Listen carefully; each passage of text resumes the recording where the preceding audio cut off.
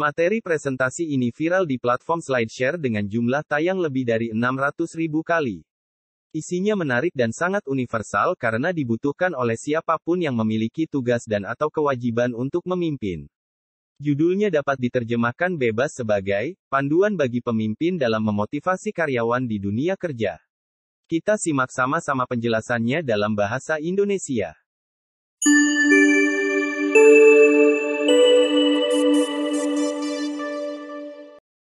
Pertanyaan penting yang harus dijawab sebelum melanjutkan kajian kita, mengapa motivasi itu penting? Masalahnya, ternyata 30% pimpinan dan eksekutif bisnis menyatakan bahwa memotivasi karyawan adalah pekerjaan mereka yang paling berat. Hal terpenting untuk diketahui adalah bahwa karyawan yang termotivasi akan memiliki moral dan mental kerja yang baik, ujung-ujungnya adalah kinerja dan produktivitas akan ikut naik. Faktor penting berikutnya berhubungan dengan biaya. Rata-rata karyawan ternyata tidak bekerja dengan produktif selama 2 jam per hari. Ini tentu fakta yang kurang bagus.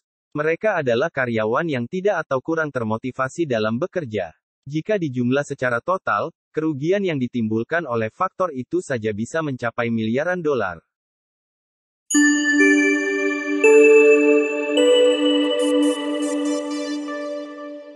Pendekatan wortel dan tongkat akhirnya banyak dipakai karena dianggap praktis. Cara ini menggunakan iming-iming penghargaan dan ancaman hukuman untuk mendongkrak produktivitas. Masalahnya, cara ini hanya bisa dilakukan untuk pekerjaan sederhana, tetapi tidak untuk pekerjaan yang membutuhkan kreativitas dan lebih kompleks. Ada data yang menemukan bahwa 89% dari kalangan pengusaha menduga bahwa karyawan mereka berhenti karena ingin mendapat gaji lebih tinggi. Kenyataannya, hanya 12% dari karyawan yang berhenti benar-benar mendapatkan gaji lebih tinggi di perusahaan barunya.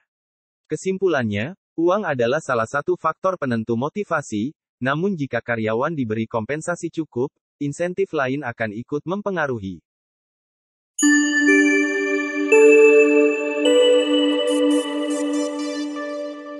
Lalu, apa yang membuat seseorang termotivasi?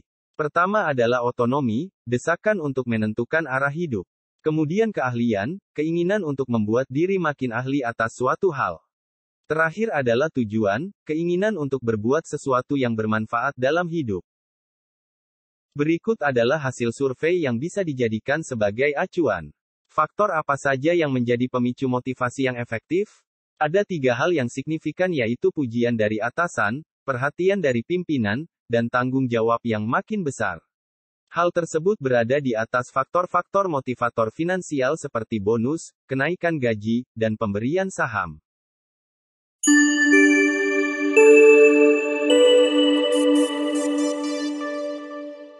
Lalu, apa saja yang dapat dilakukan para pimpinan untuk memotivasi karyawannya?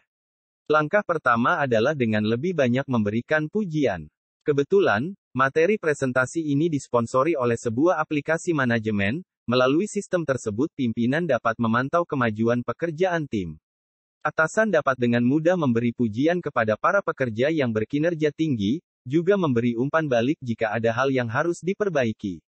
Pujian juga dengan mudah disertai analisis yang dapat diakses dalam aplikasi.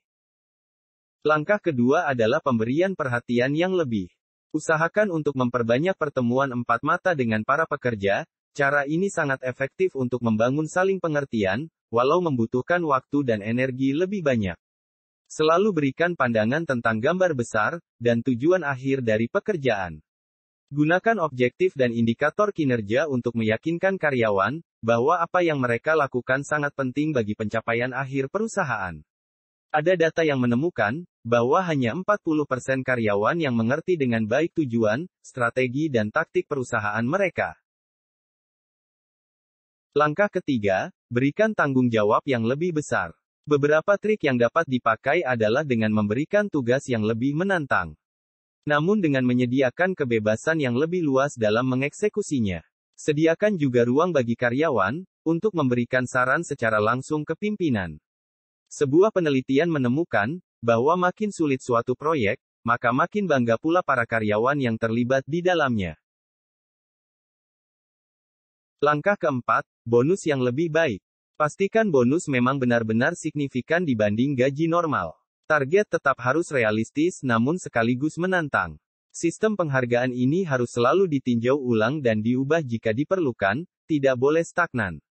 Sebuah studi menemukan bahwa program insentif yang baik dapat meningkatkan kinerja hingga 44%. Berikutnya, kenaikan gaji atau pendapatan. Pastikan bahwa kenaikan berkorelasi dengan hasil kerja dan kebutuhan pengembangan karyawan. Perlu dilakukan diskusi terbuka dengan individu karyawan tentang besarnya kenaikan dan harapan, serta target yang diharapkan manajemen ke depan. Kenaikan sebaiknya ada di sekitar angka 10% jika ingin berdampak signifikan. Yang terakhir, ini pesan sponsor, namun sangat disarankan untuk mencoba sistem digital dalam manajemen kinerja di organisasi Anda. Akan sangat memudahkan dalam memantau kemajuan kerja dari para pekerja dan tim berdasar tujuan atau target yang telah ditetapkan. Mudah pula dalam memberikan feedback. Ikuti terus video kami berikutnya untuk menambah pengetahuan dan keterampilan manajemen Anda di dunia kerja.